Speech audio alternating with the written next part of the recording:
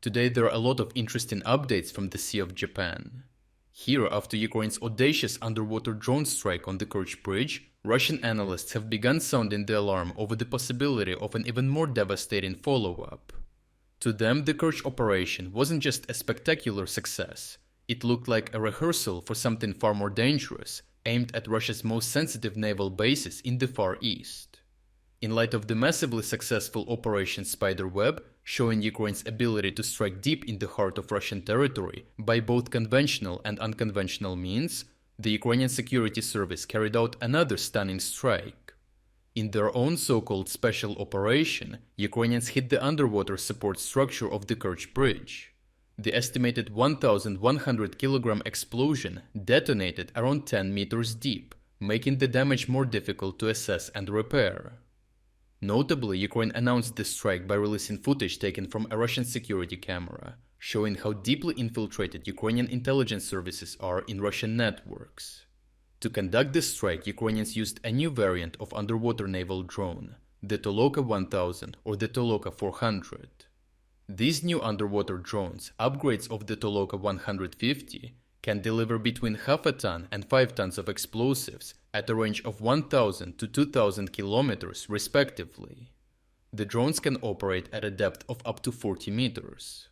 Their compact design and quiet propulsion systems make them ideal for covert sabotage missions against high-value Russian naval and logistics infrastructure. However, Russian analysts note that Ukraine could have used multiple Toloka drones in sequence to breach defenses and collapse the bridge. They suggest that this was therefore not the main strike, but rather a field test of upgraded underwater drone capabilities. Operation Spiderweb demonstrated that Ukraine can strike deep into Russia using unconventional platforms, hitting unexpected targets beyond traditional front lines. Now, with new and upgraded underwater drones in play, Russian analysts started raising the alarm that the Pacific naval assets are under imminent threat.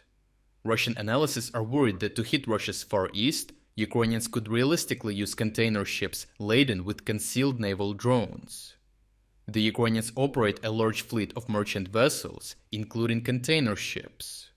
These are more difficult to regulate and inspect, making it easier to smuggle the underwater drones in them. Furthermore, careful coordination of shipping towards international ports of Ukrainian allies, such as Australia, the United States, Japan, and South Korea, could reduce the risk of such an operation being intercepted, especially with the cooperation of allied intelligence services. Once the container ships enter the Sea of Japan, the Sea of Okhotsk, or even dock in Russian ports, they would already be within range of releasing underwater drones, with the Toloka 1000 having a range of 2,000 kilometers at the least. Ukraine could launch these drones from the deck or through an underwater configuration comparable to a torpedo launch.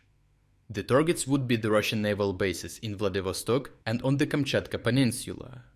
The Vladivostok base houses the Russian Pacific Surface Fleet with several destroyers, corvettes, and the flagship of the Russian Pacific Fleet, the cruiser Varyak. The base in Kamchatka houses Russia's nuclear submarines, which are carriers of both nuclear-capable ballistic and cruise missiles, and is known as one of Russia's most secure facilities. With the Toloka 1000 having a maximum payload of up to 5 tons, 10 times higher than conventional torpedoes shown on screen now, Ukrainians could hit and sink several ships with only one drone.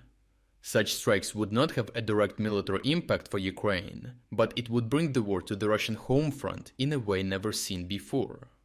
Additionally, it would undermine Russia's ability to defend itself in a broader sense, eroding the Russian nuclear triad even further, after already having lost over a third of its strategic bomber fleet. Such an operation would exponentially magnify the pressure on Russia to seek a realistic negotiated peace settlement, as the Ukrainian Istanbul delegation already noted how, after the launch of Operation Spiderweb, the Russian counterparts were much less hostile than before. Overall, Ukraine's strike on the Kerch Bridge fits into a broader, coordinated campaign, seemingly without range limitations. It marks the start of a new phase in long-range underwater warfare. With upgraded Toloka drones now capable of reaching over 2,000 kilometers, Russian analysts openly worry this was only a trial run, and that Ukraine's real targets lie in the Pacific, where Russian nuclear submarines and warships sit vulnerable in a false sense of security. As the pressure mounts and the reach of Ukraine's unconventional operations expands, Ukraine is actively undermining Russia's domestic and international projection of strength and invincibility. Lastly, we're officially launching our very first summer sale. This is the best chance to support our independent Ukrainian reporting while getting a huge 50% discount on your subscription. As you know, this sale comes at a very difficult time for Ukraine. That is why right now, your support is more important than ever. By subscribing, you will not only support our efforts, but also gain access to our exclusive insights, comprehensive overviews of all fronts, and strategic geopolitics videos. If you wanted to support our efforts but never got a chance, now is the perfect moment to make a difference. So check out the link in the description to join our cause and become an exclusive member of our community. I truly appreciate everyone who stepped up to join us. Your support means the world to us.